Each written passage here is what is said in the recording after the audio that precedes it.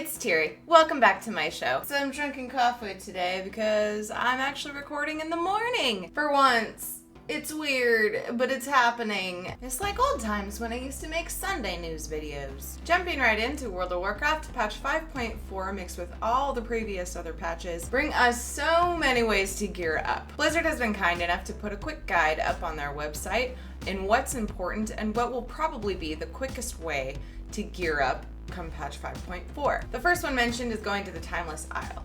There's so much loot to get there. Starting off, when you talk to Chromie in Vale of Eternal Blossoms, you get a starter quest that leads you into the Timeless Isle. Just for completing this quest with Chromie, you get your first taste of a Timeless Cache, which automatically gives you a random piece of 496 item level gear for your current specialization. Then of course there's the Timeless Coins, which I've already mentioned. You use those to buy gear, and you will also be able to obtain Mogu Runes of Fate, which give you bonus rolls in Throne of Thunder.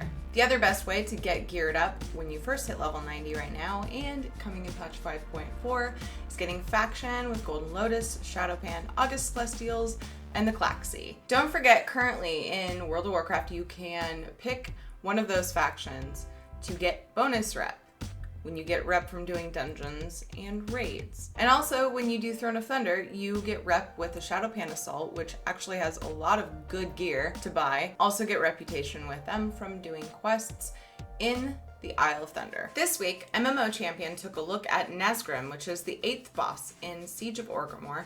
I will link you in the description so you can see the loot table and the preview on him. Click the annotation here if you would like to see the YouTube preview of Nazgrim in Siege of Orgrimmar on the PTR, subject to change. Quick update on how Blizzard's doing with their project on scaling up old dungeons and raids, which is something you guys have all requested, very highly requested thing. They have come up with the technology and it's in place, but they haven't come up with the reward system that they're okay with yet. So we should be seeing it sometime soon, maybe. So right now you can go through and solo old stuff for transmog gear, but later when they put that technology in place and scale them up to actually be difficult, you might actually find something useful out of an old raider dungeon of your favorite previous World of Warcraft adventures. As far as the in-game Blizzard store goes, Blizzard has said in an interview at Gamescom that you should be expecting to see the in-game store in between patch 5.4 and the next expansion. So they're planning to put mounts and pets and pretty much anything that's on the website in there. So apparently the China realms are doing good with the in-game store. By the way, I'm just always gonna put the previous patch notes and such in the description. I'm gonna just always link them, but I'm probably not gonna say it anymore.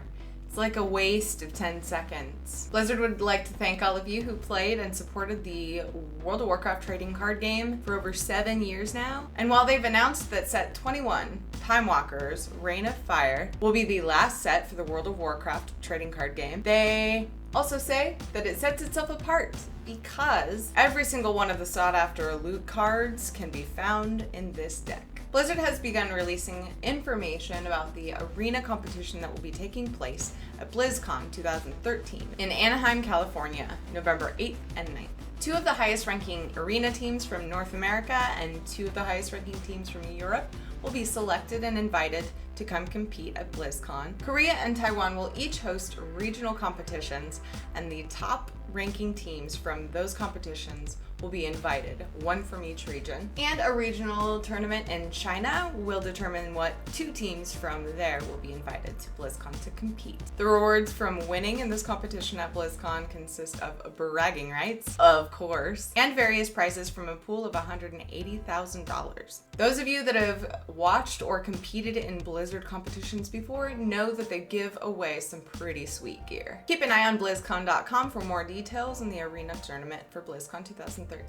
If you'd like to see an interview with Corey Stockton and Tom Chilton of the Blizzard team that happened at Gamescom 2013, click the annotation here. They mostly talk about patch 5.4, starting off with the lore, of Garrosh's downfall. It was recently confirmed by Blizzard, posting this picture on their Facebook page, that the release of patch 5.4, Siege of Orgrimmar, will be September 10th.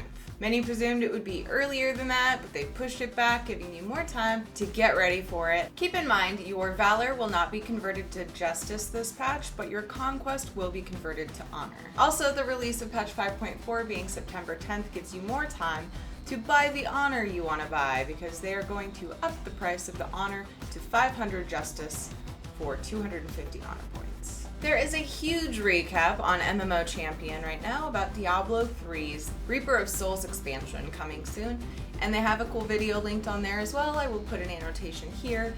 Kind of explains the backstory and information on why they chose the Crusader to be the new class for this expansion. The Crusader is an elite branch of the same order as the Paladins, last seen in Diablo 2. Crusaders are a mid-range class that focus on strength for its stat, wrath for its resource, which it hasn't been said how that's regenerated, and their main gear focus is shields. There are actually going to be Crusader-specific shields in the game. When starting with a Crusader, you'll start in Act 1 just like anyone else. And speaking of that, with the new expansion, they are also adding in a whole new act. Now this is actually a reason I might have to go and catch up and level and so I can do the new act. Because I'm really behind. But I'm the type of person, I get bored doing the same act over and over again, so I haven't played it in forever. The majority of the new act will take place in Westmarch, and there's also a new city called the Survivors Enclave. Come the Diablo 3 Reaper of Souls expansion, the new level cap will be 70, because I need more levels to catch up on. There will be new lore, new loot, and definitely new runes and skills for everyone. Check out the link to mmo-champion's preview of Reaper of Souls, where they get into detail on the new talents of the Crusader and all the new things to come. Well, that is my show for today. Thank you so much for watching. I appreciate your support. Please let me know in the comment section why you liked or disliked this video, or just comment on anything that I've talked about in this video. Definitely drop me a like if you did like the video. Come back by every Wednesday for news and gaming videos in between. Also, I live stream every Friday night, 7:45 p.m. Pacific Daylight Time at twitch.tv/Tirinei, and we have a blast, so come and join us. Otherwise, I hope that everybody has a great rest of the week, and I will talk to you soon. Okay? I love you all. Bye.